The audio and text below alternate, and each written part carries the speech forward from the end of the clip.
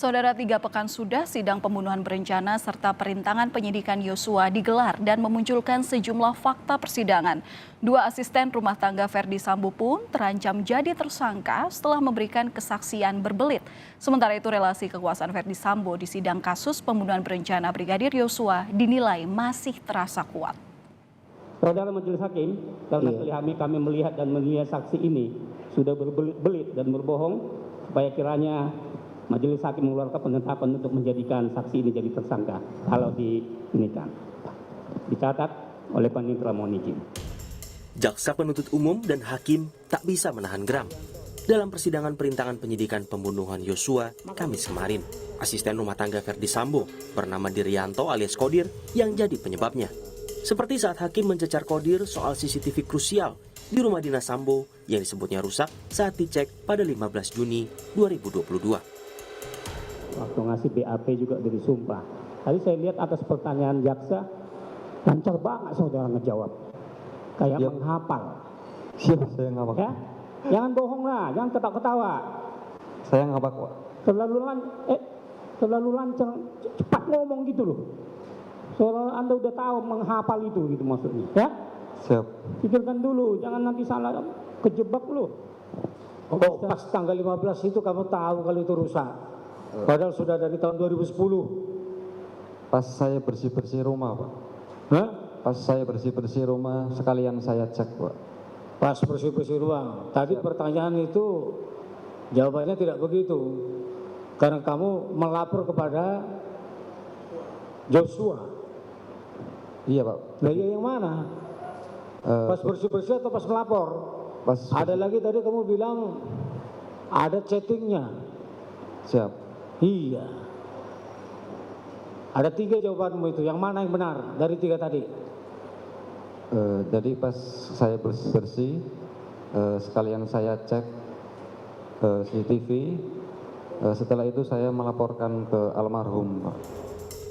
Sebelum Kodir, asisten rumah tangga Sambo di rumah Jalan Saguling, Susi, juga dituding berbohong saat bersaksi dalam sidang terdakwa Richard Eliezer 31 Oktober lalu. Bahkan hakim sempat mengeluarkan ancaman pidana. Ya saya tidak tahu, tapi saya disuruh Om Kuat untuk melihat ke atas. Ini saudara, saya ingatkan ya, majelis sudah mengingatkan tadi ya. Saudara kalau memberikan keterangan tidak benar ada ancaman pidana loh. Ini belum saya cross check dengan BAP sebelum saudara ya nanti. Termasuk dengan BAP saksi-saksi yang lain. Kalau diizinkan sama majelis saya akan konfrontir dengan BAP saksi yang lain ini hari ini. Ada seperti yang mengajari saudara. Nanti udah biarin aja dulu. Oke. Nanti pada saat dia berubah, baru kita tetapkan tersangka. Baik. Entah benar atau tidak, relasi kekuasaan Ferdi Sambo di ruang sidang dinilai masih terasa. Pipi Yosua bercerita soal beda perlakuan saat persidangan Ferdi Sambo Putri Chandrawati dengan terdakwa lain seperti Eliezer dan Ricky Rizal. Ada rasa was-was kala bersaksi untuk terdakwa Ferdi Sambo dan Putri Chandrawati. Secara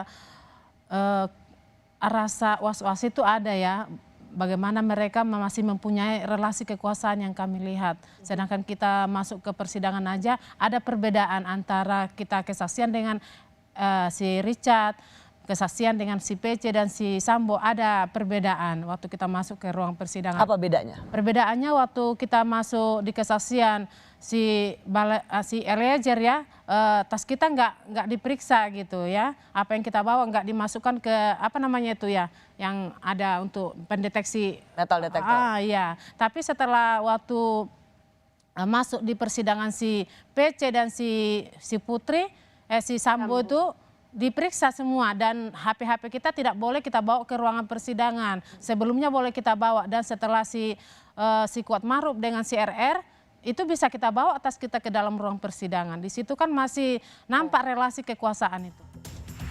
Meski belum terbukti, harapan keluarga kini bertumpu pada penegak hukum agar keputusan yang diberikan berkeadilan bagi semua pihak tanpa ada pengaruh dari siapapun, terlebih dari terdakwa. Tim Liputan, Kompas TV, Jakarta.